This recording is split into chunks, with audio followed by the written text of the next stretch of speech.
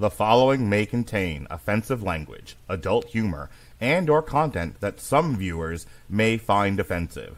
The views and opinions expressed by any one speaker does not explicitly or necessarily reflect or represent those of Mark Radulich or W2M Network. Please listen with caution, or don't listen at all. TV party tonight! What? TV party tonight! Oh, we got nothing better to do than watch TV and have a couple of brews. Don't want to talk about anything else. We don't want to know.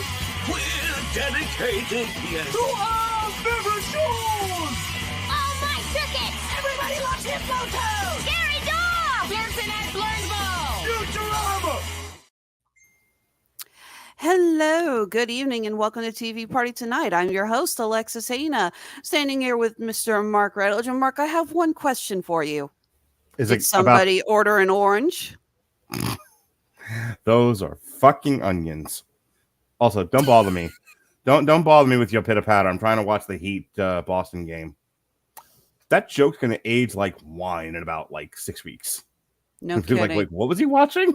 See, I thought you were going to make fun of the size of this orange. This thing is like the size of a freaking softball. Yeah, that is a large orange. Those are goddamn grapefruit. That's my head for compare. It's a jumbo navel. It's a jumbo navel, so it's not like That's what she said. And we're off. There we go. All right, so unless you are a fan of the series and you watched the third season, you really did not get that last joke because that was a line from an episode of Resident Alien. We are talking about the third season tonight.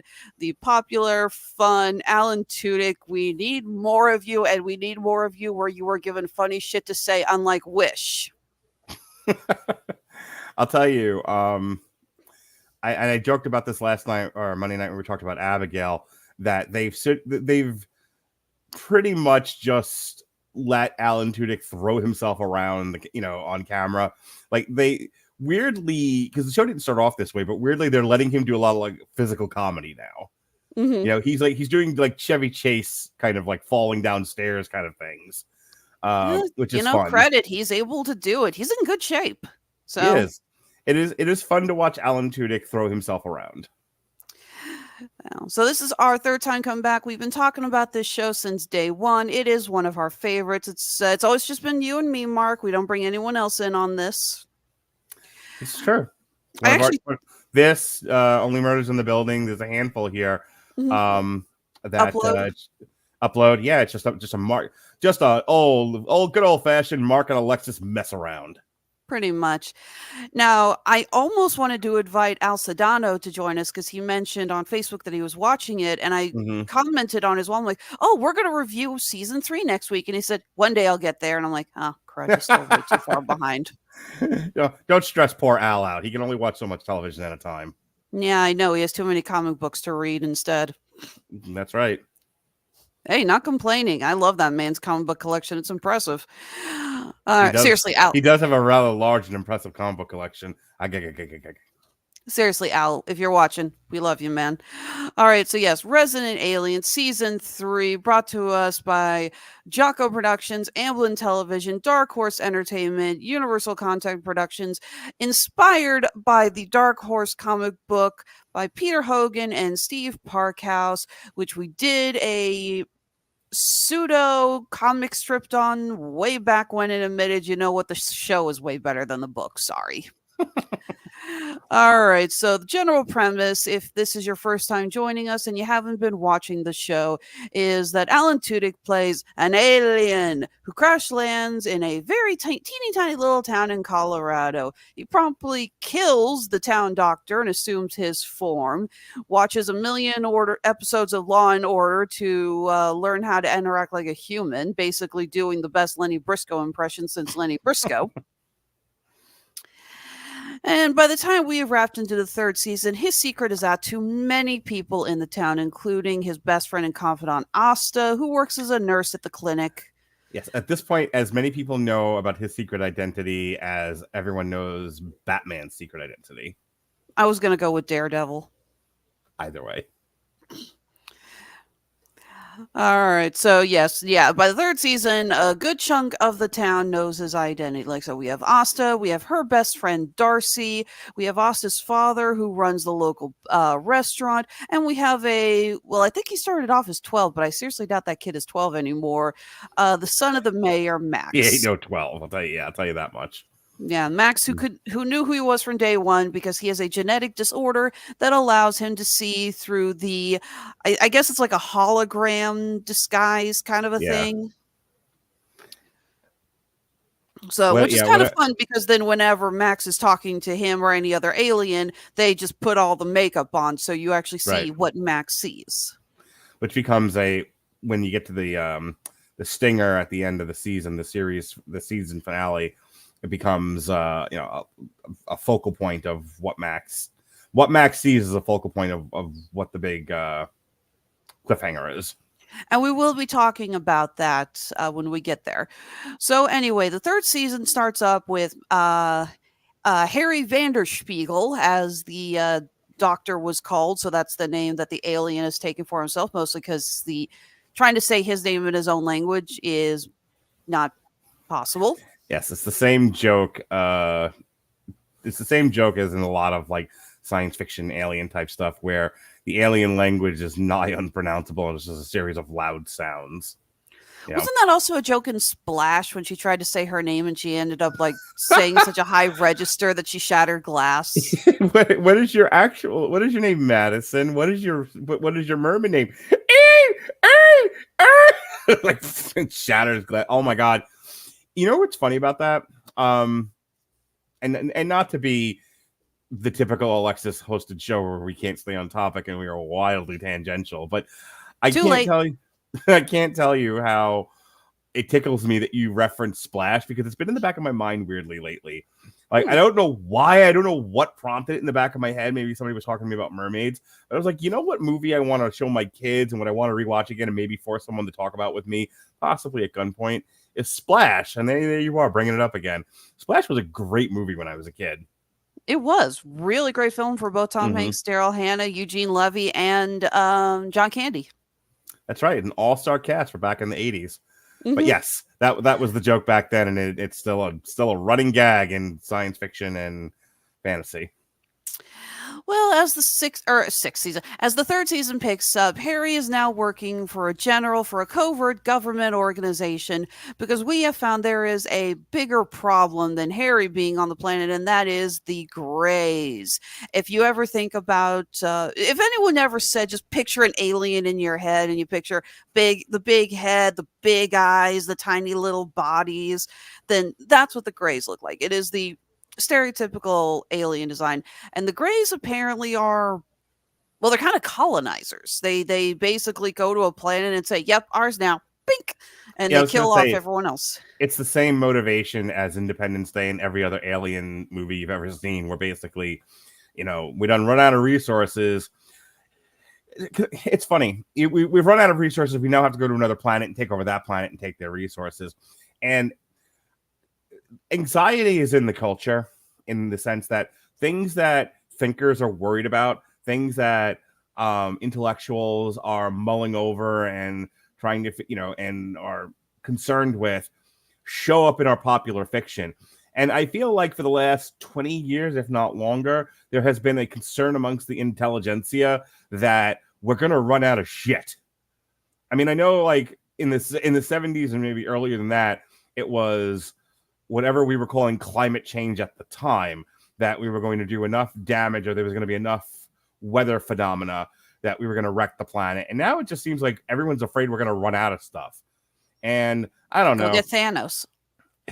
Go get Thanos. Yes, go get a genie and make wishes. But I do find that interesting that when we're thinking about what would motivate aliens to come here, or what kind of motivation should we give our bad guy aliens, it always seems to come down to they need stuff because inside they're worried that human civilization is going to run out of stuff. And I don't know, maybe someday in the future someone will hear me say miss the breaking up a little bit, Mark. Yeah, I saw it. Froze on my side too. Okay. I think we're gonna run out of stuff anytime soon. I think I get the anxiety about it, but it seems unlikely to me. Pretty much. My only complaint about the Greys is that in season 2, we have interaction with it's like a singular Grey, and the Greys communicate telepathically. And I still remember watching the episode when we were introduced to the first Grey, and I'm sitting there going, wait, is that George Takei doing the voice? And then the alien goes, oh my. And I literally said, I'll ask a stupid question. And no George Takei in this season. No. It's like you I don't have Alan Tudyk, which is awesome. You need more George Takei. I don't think they have the Greys even talk this season, do they? A couple. Okay. In a couple of the flashback episodes. Most of the Gotcha. communication and information is actually delivered through what we find out are Grey hybrids. The Okay. Greys apparently cannot exist in our atmosphere and with our gravitational pull. So they have been kidnapping.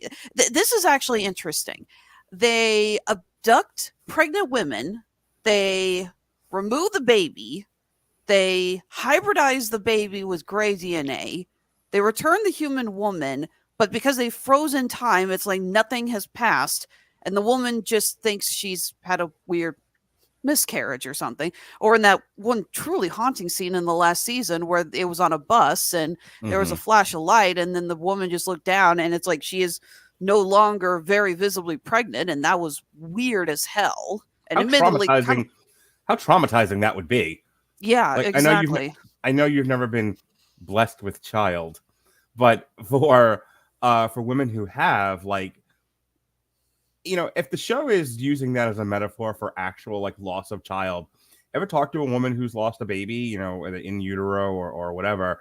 It's absolutely traumatic, horrifying. I mean, we went through it here. Melissa lost the first baby before Lily was born, and she was a wreck about it. Until she got pregnant again. Like it's a truly harrowing experience for almost any woman, to go through. So it's an interesting thing because the show is not particularly deep or heavy, but it can at times touch upon some things that are, I think, resonant with the human experience, and in this case, very negatively so. It's one of the few things that does give whatever depth the show has its depth. Definitely. I mean, yeah, in the second season, we have another recurring care is we have our mayor, Ben, and his wife, Kate, who's a school teacher, and they get pregnant, but then, she loses the baby. Well, she doesn't lose the baby. She just takes a test and finds out she's no longer, or she gets her period, find out she's no longer pregnant. And because she was so early on, just assumed it was a false positive on the pregnancy test. But as we found out, she spends the rest of the season going absolutely crazy about it because she keeps having almost like flashbacks to this pregnancy, and she, and like, again, we as the viewer understand what's happening with her and have to kind of sympathize with her in order to follow along.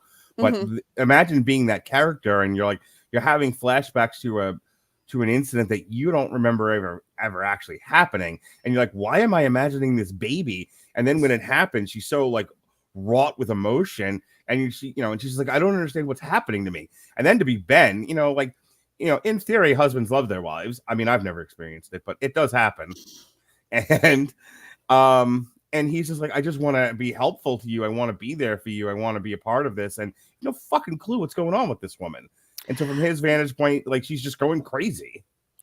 That actually brings me to one of the points about the season is that as much as I love watching Harry and everything going on with him and Asta and all the others who know that he's real, the story arc with Ben and Kate in this season was fascinating, and frankly, I think could have been a standalone series or a standalone movie. This idea that you have not even just a couple, but we both Ben and Kate have been abducted. How Ben's apparently been regularly abducted since he was a kid, right? And they've got the little chips in them, look like little tiny bumps in them and everything. Right. But again, the Greys wipe their memory. before they send them back down, but they keep having these weird flashes because the memories are still there. They're just really buried in their deep subconscious. Right. And you have other omens and other things that are happening, like the owls, which Kate thinks is first an omen of death based on the Ute tradition. This being in a small town in Colorado, they are next to a Ute reservation, and there is a very large Native American population in their town. Was it 2 Utes? What? I'm not trying to insult Native American culture, okay? I don't want to get us There were in 2 trouble. Utes. These 2 Utes stole a car and shot up the Piggly Wiggly, or whatever they call it. The Sack of Studs, that's what it was. They shot up the Sack of Studs, Alexis. Don't you understand? You've seen my cousin Vinny. You can't fool me. But later on, she finds out that apparently seeing owls is a reoccurring motif for those who have been abducted. They say that a lot of people who have been abducted regularly see owls.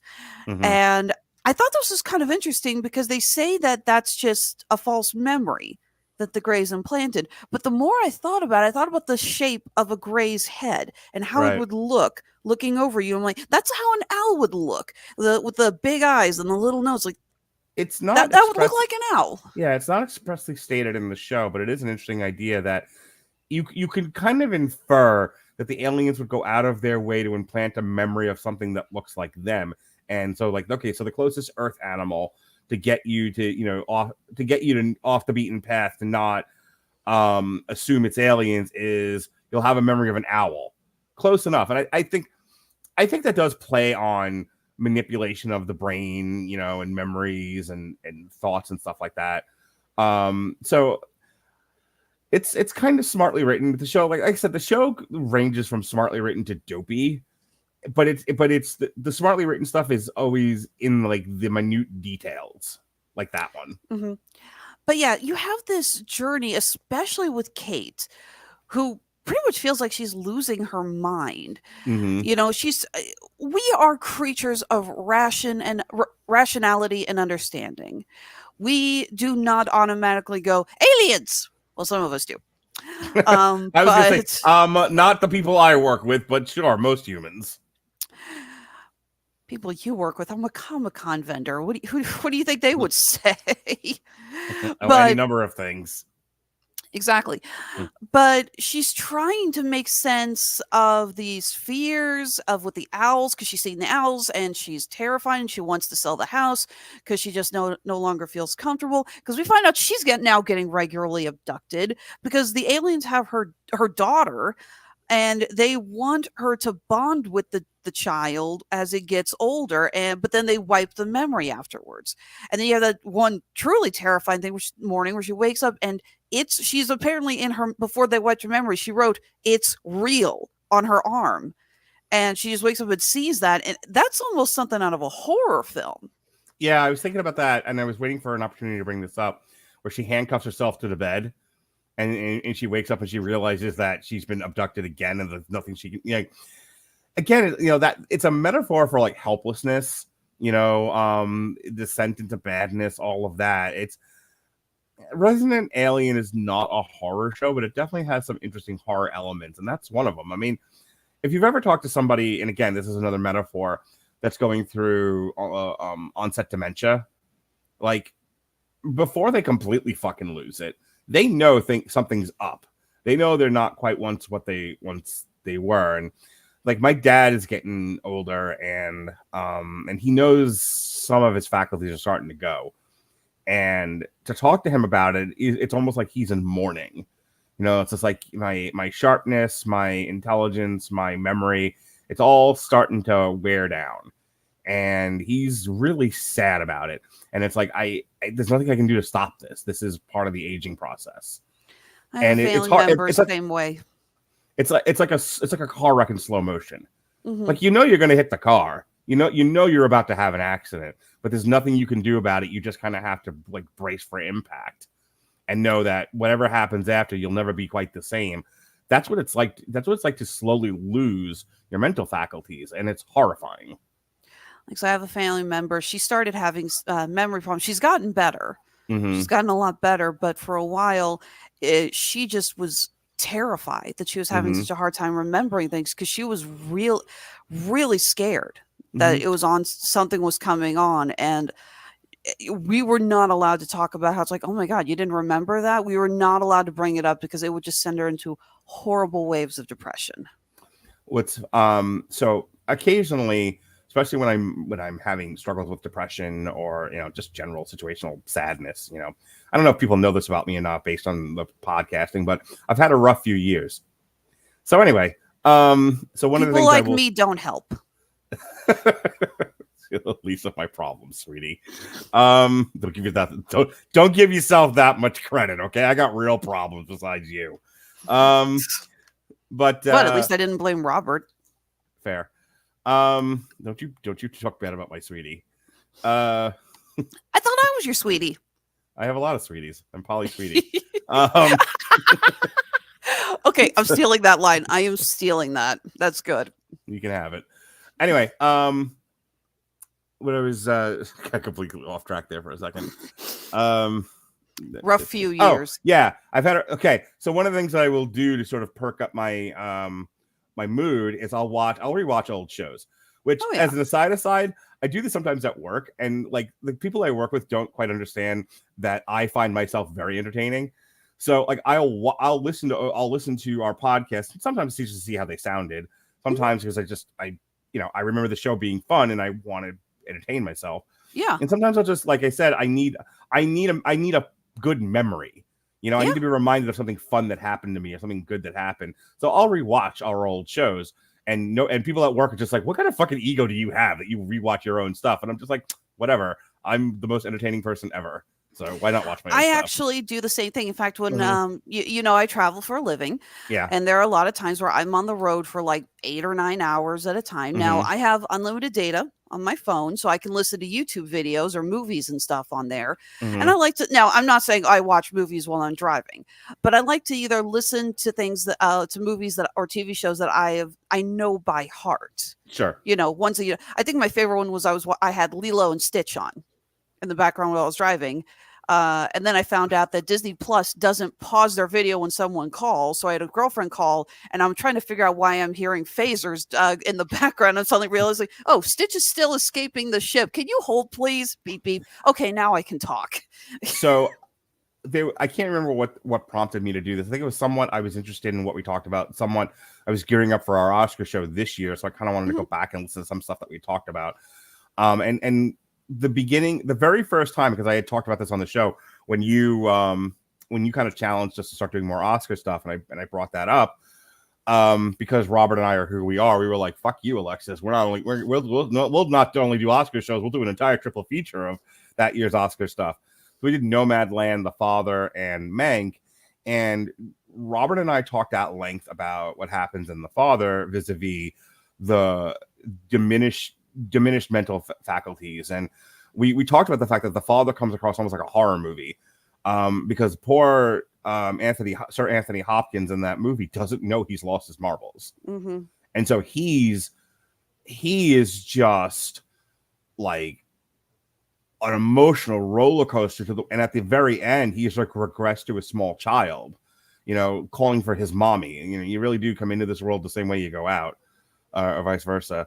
And so they take it all the way back to Kate in Resident Alien.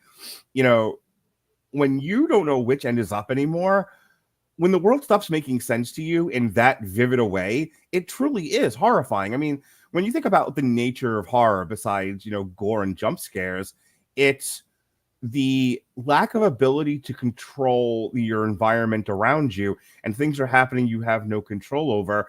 And, when we as human beings long for that control, long for that stability.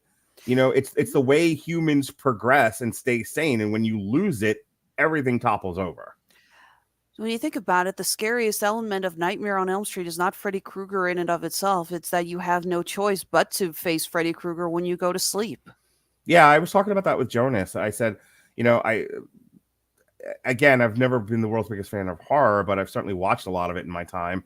And I said, the thing about Nightmare on Elm Street, and I kind of said it the same way you just did. I said, the thing about Nightmare on Elm Street was not that you were being chased by this burn victim with knives. It was you had no control over your environment. You know, you just wake up and suddenly you're, you know, being puppeteered by your veins, and there's nothing you can fucking do about it. Oh You my don't god, I hate that Yeah, it's close-up so in the third gross. movie. Oh, I hate Of all no, the nightmare, the feet. Oh my god, the feet. Yeah. yeah, Ugh. of all the Nightmare on Elm Street movies, that's probably the grossest image I can think of. Like, I don't even care about like the bloodbath in the first one or anything like that. It's the puppeteered veins. Blah. But that's Although that's the thing. admittedly That's what's scary about the- Nightmare on Elm Street. Admittedly, the third one does have my favorite moment, though, when the girl dies with her head through the TV, and the nurse says it's a suicide. And I still remember the first time watching my friends, and I paused, and we're like, "TV was up here. That girl was no more than 5 feet tall at most. How was that a suicide?" Moving on.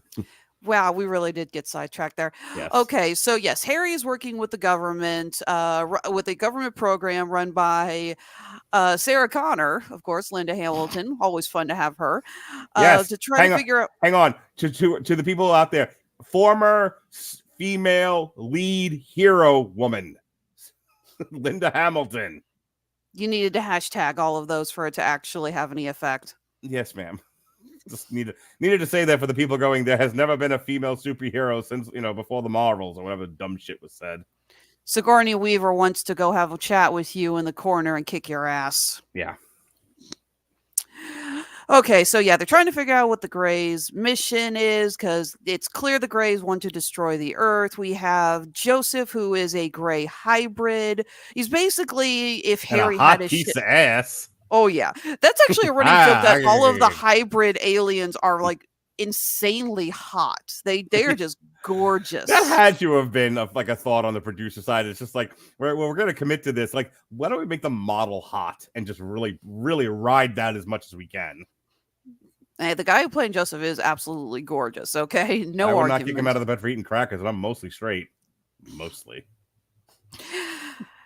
We all have someone who would push us over the line on the Kinsey scale. Sure.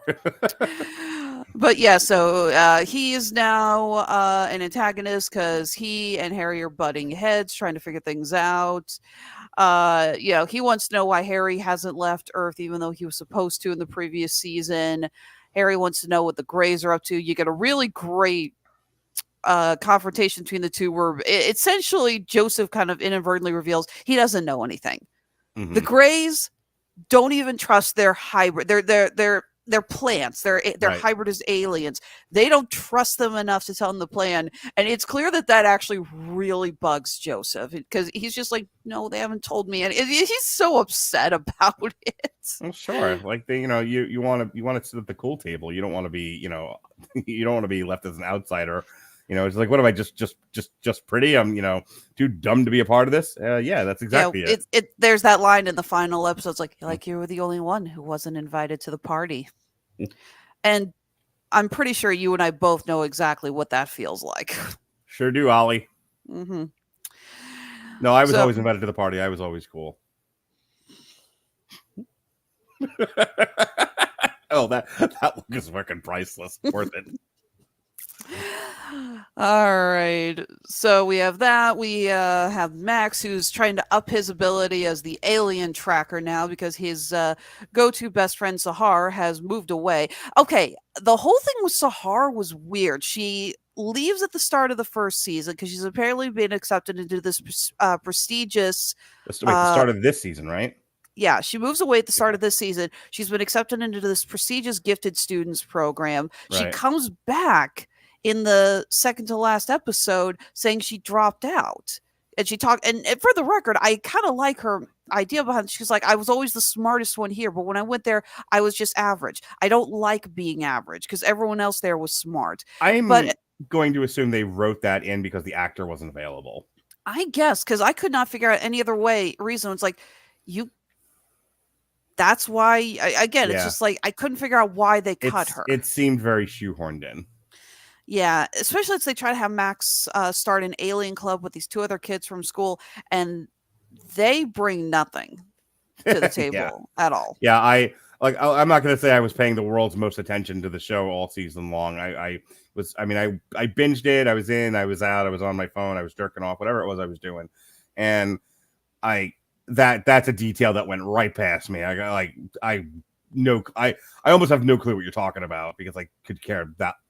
There are things I keyed into this season that were very much like, okay, yes, this is important, and then stuff like that right over my head. Yeah, not to mention Max kind of just becomes sort of one of the more annoying characters for a good chunk of this season. Again, he doesn't have Sahar to back him up. He's clearly trying to prove to himself that he's the new alien tracker, especially since the previous alien tracker got sent back to the island. But then you have weird moments like where he shows up at Harry's door saying, I haven't made a science project. I need you to help me. And it's like, screw you, kid. And he steals Harry's this model that he's been making of Yellowstone to show the show the general what he thinks is the Grey's plan. And he has no idea what the hell what it is. He's basically just like bullshitting his way through the whole presentation. Right. And I don't know, it just seemed like a very weird choice for this character. Yeah, I'll tell you, they gave Max a lot of play in the first season and then less play in the second season. And by the third season, they have so much more interesting stuff going on with his parents and so much more interesting stuff going on with Darcy that I feel like even Asta, like a lot of the shift in character focus from the first season seems to be on like the secondary and tertiary characters, almost because I think like the writers of like there's nothing more we can do with these people. Like we have to have them in the show. They're the stars. Like Asta, Alan Tudyk, Max. They were the leads in the first season, but the tertiary characters and secondary characters have become much more interesting. Okay, like so we have the whole thing going on with Max and Kate. Ben and Kate, sorry. Yeah. We have the sheriff and his relationship with the detective and the other. Is she a detective? I can't remember. She's a deputy. Yeah, we have Deputy Liv and her whole thing with her grandmother, who I think she's my favorite character in the entire show. That actress has the world's best delivery. Like she is so fucking deadpan. Like again, the show is wildly fictional. We are dealing with, first of all, whether or not alien. I mean, I can't believe statistically aliens don't exist in some form or fashion, but for the sake of this conversation, I'm gonna say, unless you want to make a TikTok thing about whether or not aliens exist, let's please move on. Yeah, no. My point is the show is wildly fictional. Okay, it is pure fantasy. Everything happening in this show, does not resemble reality in any way.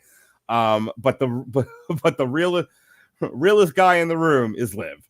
Like the way she reacts to things, her fucking delivery, her reactions to stuff happening around her, and then even her going off on the grandmother when she finally fucking snaps. I was like, this is the most identifiable, like the character I most identify with in this entire show. And like, there's a lot of stuff. Like, it's so funny because she's paired with one of the most annoying characters in the show. Sheriff Mike, at this point, the shtick is old. Like, he's not the douchebag he started out as. And we talked about that the last review that we did for season 2. Because, we saw some great growth out of him in the second season. Right. And now, that's the problem, though. Like, they almost needed to write the character out of the show because once they cured him of his douchebaggery, there was nothing left for him. So now so it's like, it's one of those where like, they resolve the issue at the end of the movie, but there's a sequel. So they have to now unresolve it and have this hero go on the exact same journey again. That's kind of like what's happening with Sheriff Mike. Because like, he's still an idiot douchebag. Perfect example. When they get the van and they've got the key and they don't know what to do with the key in the van. And so he goes through this whole thing about how the flooring is like fake in the van, and that's what the issue is. And so I need a whole bunch of tools to rip it out. And he turns around and Liv goes, "Oh, I found it," and she sticks the button in the hole. And it's like, okay, yet another example of how Mike's a moron. Got it. Yeah, what was the line? I followed your instincts so I could lead us to victory or something like that. Yes, and it's like, okay, they still have. Woo! I won my bet. Yay! I Good can eat tomorrow. I can eat tomorrow and possibly pay a bill. I have problems. Anyway, so they it's almost like they don't know what else to do with him, and it's like he's like somebody figured out that him being a douchebag is kind of funny, but they can't make him too much of a douchebag because then he'll regress to what he was in the first season, which nobody wants either. So it's just, if it wasn't for Deputy Liv, those scenes with him would be nigh on intolerable to watch. Like insufferable, I think is more accurate word. And the only thing I liked about him this season was something that I actually personally related to. He has the whole thing at the beginning, and I did this when I started dating again. I kind of went through this too, and that's why it rings out to me, because when I first started dating, it was very much like, well, the man always pays. And some of it's, to impress the lady that you're with and show her that you're a decent, dude. But it's also like, that's just the way I was brought up. The dude pays, yada, yada, yada. And I ran across a lot of women that was just like, it's not 1950. Like, it's okay for us to, well, some girls are like this. It's okay for us to pay. It's okay for us to go halves. It's okay for us to trade on and off. Like, don't be like, intrinsically knee-jerk misogynist about it. And that's what's going on with Mike, is like, he's coming from that old school mentality of, this is what makes a man. So a man pays. That's one of the things a man does. And he's dating this, I think it's the FBI agent. And she's just like, you mind letting me be an adult woman? Thanks. And he can't fucking do it. And so they end up breaking up because he can't handle it. And then later on in the season, he reflects back on that. And he was like, and he's doing one of his usual rants when he does it, but he says something very, very resonant. He was like, maybe you were brought up with, strict ideas of masculinity that are now in conflict with the way the modern world works. And I kind of heard myself thinking the same thing. Not that my dad was particularly misogynist, but I was definitely, brought up a certain way, to the point where I've had women say to me, they were just like, I haven't seen a guy act like you in years, if at all. Like, I walked a girl to her car once, and she was like, ooh, big points for walking me to my car. And I'm thinking to myself, what animals do you date that they don't walk you to your car at the end of the date? And they were just like, yeah, welcome to dating in the year of our Lord 2022 at the time. So, or 2023. So I was like, all right. Wow, it's easy to impress the ladies now. You have to not act like a complete asshole. And that was kind of like my takeaway from that. And they ended up getting back together at the end of the season, which was nice. And it was a nice moment for Mike. But I liked that. That was the only little bit of growth that he had in the episode. The rest of it's just his continuing sort of, oafish shtick that he does. Also, I was kind of disappointed with his reaction to the aliens in the season. Season 2 and that was great. Well, not just that. Mm-hmm. That was great. It's that he's so in denial about it. Season 2 ended with this idea that him and the others realizing there was something else going on, and it leading towards discovering about the aliens. But I thought by the end of this season, we were going to have just a major, blow up of everyone finding out that Harry was an alien, that Joseph was a gray hybrid, that, things were going on. And with the exception of Ben and Kate, no one else finds out anything. And it just kind of feels like they built all that up at the end of the second season, and we really didn't get it. Yeah, I don't know if it's because they don't know if they're coming back or not, so they're kind of, every idea is half pregnant, or they're purposely writing it this way so they can continue to extend it, or it's just, not the world's greatest writing team. Like, I don't really know what the issue here is, but I'm with you in the sense that it never feels like any idea is fully realized. Like, it's almost, the show is almost wrote timidly. Like, we don't want to fully commit to any one thing because, we might have to keep this going for a while, and we don't want to blow our load all at once. But then it kind of, and I think, like, I'm always happy to talk about the show with you, and I'm happy to certainly watch the show. The show is mildly entertaining, but it definitely, the kind of stuff that we watch, that I watch rather, it tends to be a little bit more weighty than this, and this is the reason why. Like, I don't, I'm okay with you or anyone else watching things that are just fanciful and slight. I don't always enjoy it.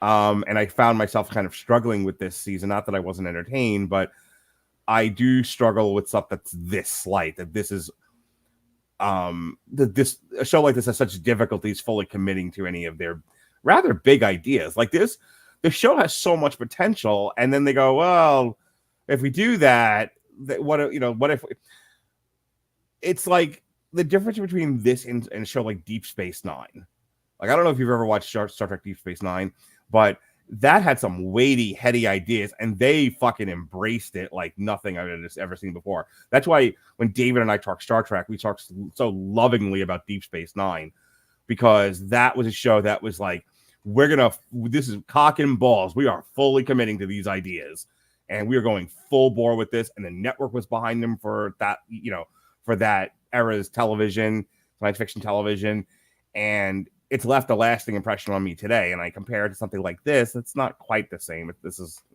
Deep Space Nine was not a comedy. But here, again, it just feels like we'll touch on this stuff and we'll have some fun with it. But we're mostly relying on Alan Tudyk to, slam his dick into the camera, because that's all we got now. That's all we got left. We can't do much more than this, people. So that's kind of my impression of the writing on this season. Even though Alan Tudyk slamming his dick into the camera is always going to be worth it. I mean, you got to give the people what they want. Come on, you know how much I love Alan Tudyk. The man is brilliant. He is hilarious. I hate to say that my favorite line in the whole thing is when he's off camera with his son, Bridget, attacking the Greys. And what was the line? It's like, I am going to stick my hand up your ass and puppet you like you belong on public broadcasting. Let's learn the alphabet. I think I had a moment when I was watching the show where he kills Bridget, and I kind of jumped for a moment. I was like, oh my God, they just killed the baby, like, on screen. And then, of course, the baby reforms. And then, of course, because it's a sci-fi show and we've only got so much of a budget, it starts forming members of the cast. And we have an extended sequence of him killing this thing multiple times. To the point that it takes the form of the octopus from the first season. Yeah. And he's literally swinging it around like it's a slingshot. Yeah, I definitely had a little Kong moment from Godzilla times Kong. I do love Sahar's reaction when she sees all the because it's like the little fragments of Bridget are touching DNA that's been left over, and she looks and goes, "Do you ever vacuum?" that was one of the funnier lines. Yeah. But I had a moment of thinking about this show. Like, have we gotten to the point where we are now just relying on stupid action sequences to carry us through? Like, come on, man. The show was better than this in the first season. I'm not 100% certain. And while this does leave on one hell of a cliffhanger, I'm not sure where else they can really go with this. And we talked about how we thought the third season would be the final. And I'm just going to say it. I kind of hope the fourth season is the final. I think we've hit our limit. We have Harry now in prison. Okay, this was what I want to talk about. I thought I watched a glitched episode. Because, okay, first of all, if you didn't know that Harry was replaced with the Mantid when he said that he had left Bridget behind without us actually seeing it, then you need to go stand in the corner because you're an idiot. Sorry, too obvious. Right. You have them escaping. By the way, the reveal that the base is actually the moon. Cool. Yeah. You have the scene of them escaping and another ship firing after them. And Harry said, it's like we'll get into the atmosphere to avoid detection, but either they kill us or we kill them.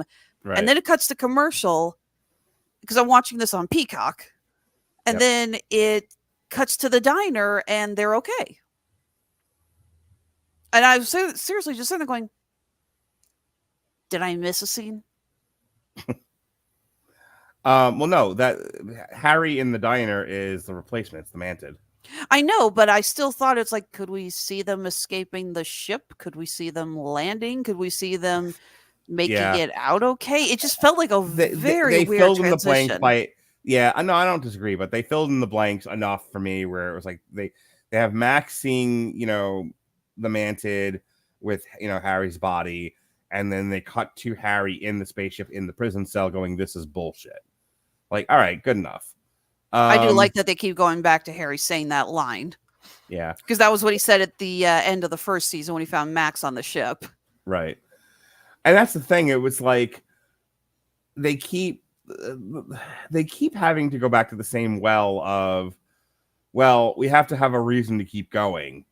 Even though, like, I don't know, Darcy making a suicide run, I feel like that's a great way to end that character. Can we, like, don't do anything else with this? Like, Darcy starting off as this sort of, almost like, irresponsible, bimbo-ish character.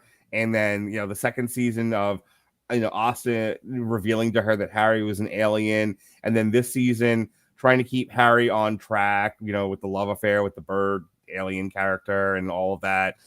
And then Darcy sort of coming to this place of, I have, you took skiing from me. I have got nothing left, but I'm going to do something with my life by blowing up this alien ship with me on it. I'll go down a hero. Like, what a great arc for that character. Kill her and be done with this. End of season. End of series.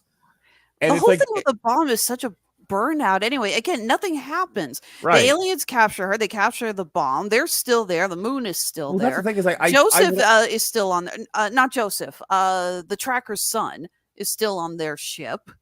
So the Greys' plan is still going to fruition. Well, okay, the Greys are still going to try, but thankfully the Yellowstone plan has been stopped. So there's that. That's like they resolved the issues of the season well enough, but I think my frustration again is there was stuff here that really would have made for a great series finale, and instead, going back to my first statement of every good idea is abandoned in favor of a half pregnant idea. Instead, they just invent a new reason for us to come back to save Harry from the Greys, and then Darcy doesn't ever get her hero moment. I don't think anything changed with Asta.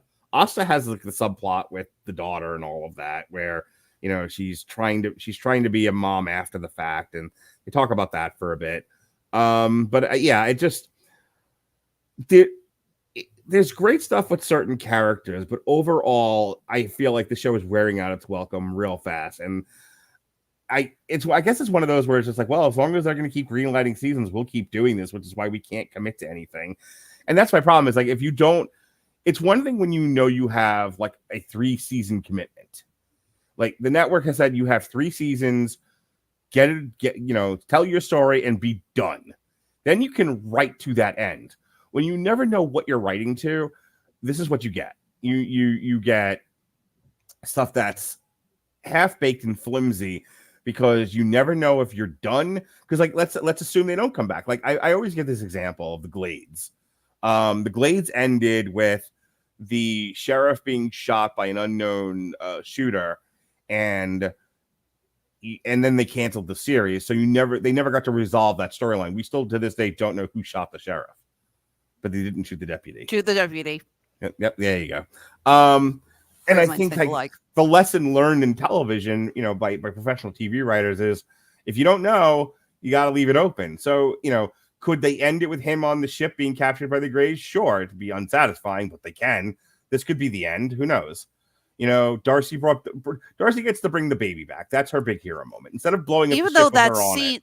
That scene was horribly shot of her going up to the door, hesitating, and then she knocks, and then it cuts. It's like, we don't get to see her actually handing the kid.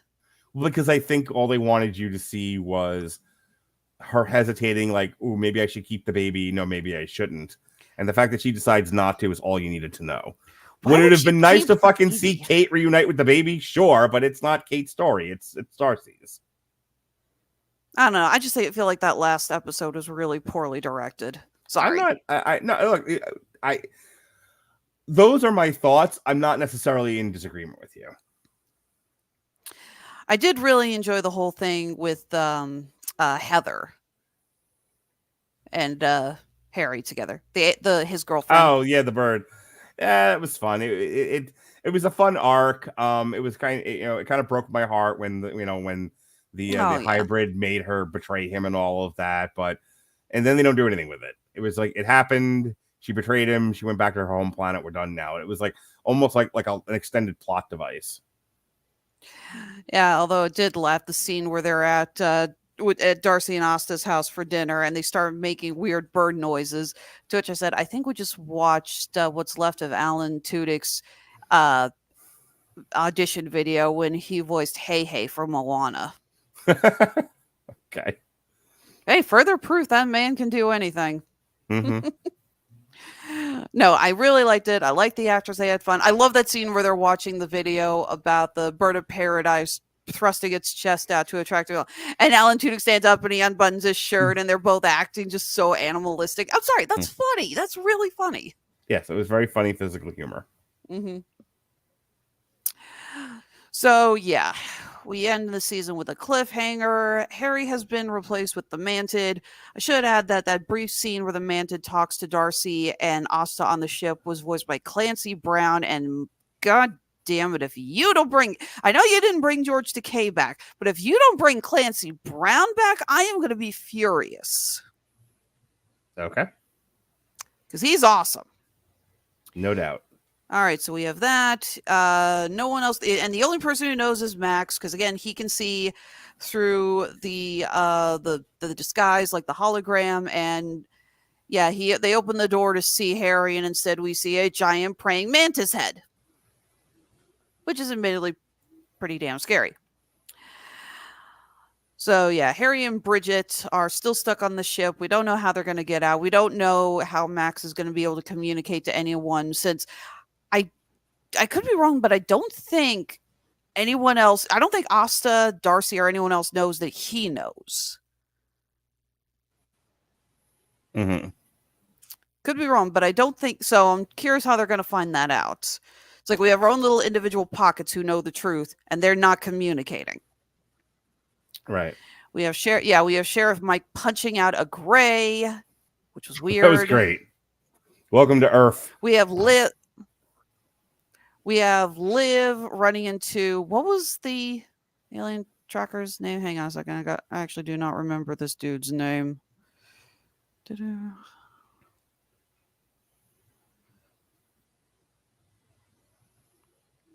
It's Terry something. I know that.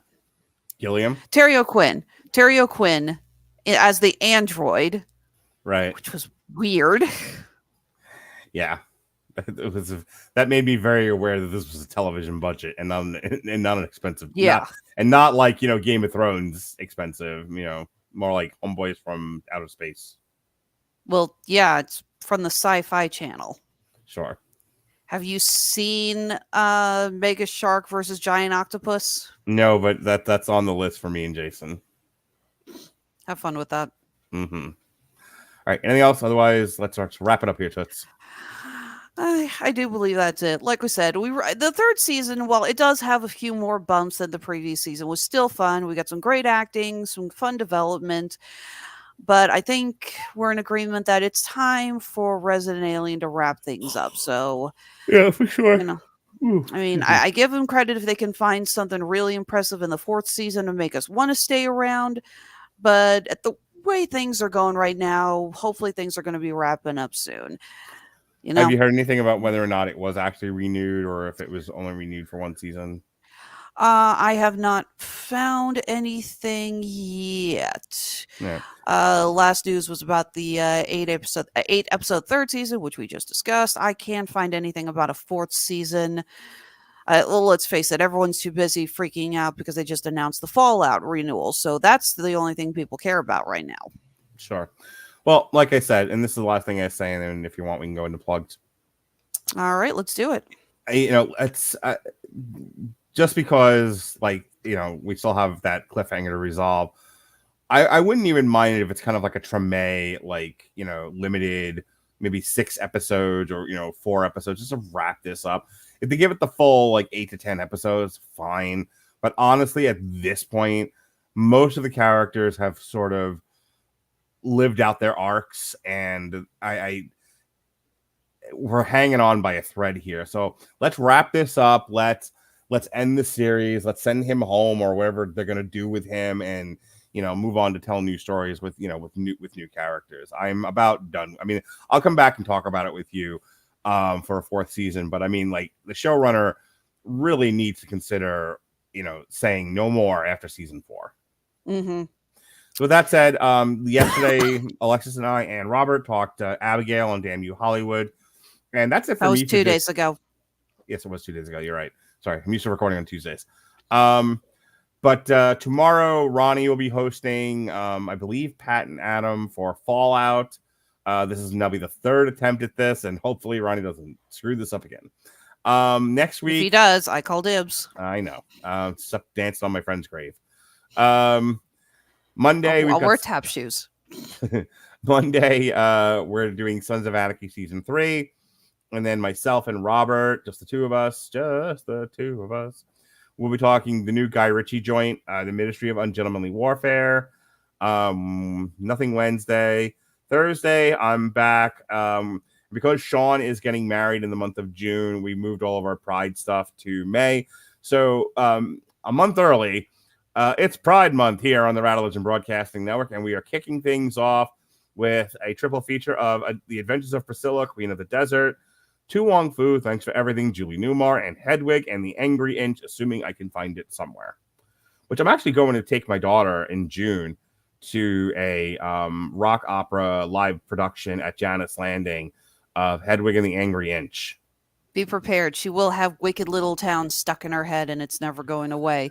We got that, which I'm for fine her. with. It's my favorite song. We got that for her for Christmas.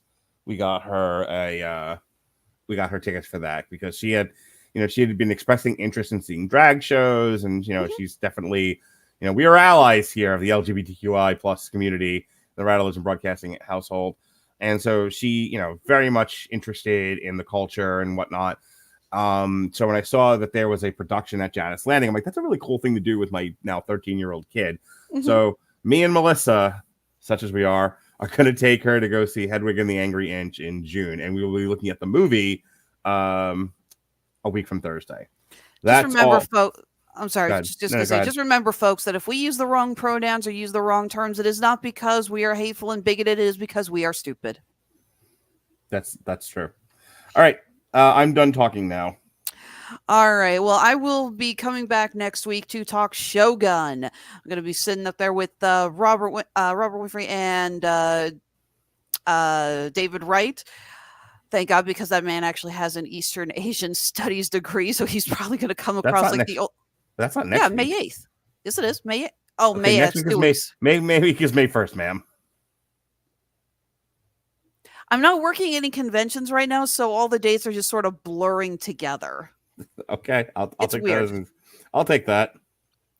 Okay, in 2 weeks, I will be back to discuss Shogun with Robert Winfrey and David Wright. And again, looking forward to it because Mr. David Wright has an East Asian Studies degree, so he's going to come across like the only one of us who actually knows what the hell he's talking about.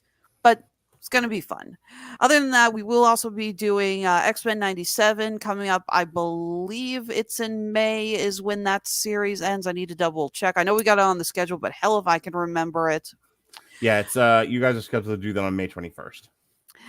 And of course, we also have House of the Dragon coming up later this year. And I will be guesting on a TV party tonight talking about The Boys, since you won't let me say I'm hosting that one. Because you're not. That's mine. And you wormed your way into my boys club there. So I slid into your DMs. I know. Oh God, oi. All right, so moving on to the plugs that actually do pay my bills. Honeysuckle Rose Creations, where fashion meets fandom at the intersection of geek and chic. Like I said, we're kind of at a dry spell for conventions right now. We're doing a handful of things, using up our free time right now, but our online shops are still open. And if you are a fan of Resident Alien, I highly recommend checking out. I was going to say, it's like, please tell me that actually showed up. My internet has been so wonky. Our UFO abduction Scrabble tile dangle earrings. I actually love this because one, you can clearly see it's a person being abducted. The other, it's a cow. Those are one of my favorite things that I made. So our shops are fully stocked here on Etsy. We also have a shop on Handmade at Amazon. Now, if you are interested in our convention schedule, we're going to be heading out in July, actually, for the Greater Austin Comic Con. Looking forward to that. We always have a lot of fun down there. I love Austin. It's like my favorite town in Texas. After that, we're going to be... No, you go away. We're going to be heading to the Colorado Springs Comic Con in August. We do that every year. Can't wait for that, especially since almost the entire original voice cast of Avatar: The Last Airbender is going to be making an appearance. So that's going to be a lot of fun. Love chatting Avatar with other fans. I mean, who doesn't? That's like one of the greatest animated series of all time. So we got that. We got the Cincinnati Comic Expo coming up, and we just put in our application for Planet Anime, based here in Kansas City. Don't know why they waited so long to get their applications out, but hopefully we'll be hearing back from them soon enough. So as always, you can follow us on Facebook, Instagram, Twitter, not calling it X, and TikTok. One of these days, I'm going to finally get good enough to actually start putting out weekly videos. I'm There you trying. go. I swear to God, I'm trying. I told you, like, just film yourself making jewelry and stitch and like duet with somebody. It's hard, okay? It's really hard. That's what she said. I got people waiting on me. Take me home, baby doll. All right. So, yes, see you in 2 weeks for Shogun. For Mr. Mark Radulich, for myself, have a good night. Be well, behave. I'm going to go eat this orange.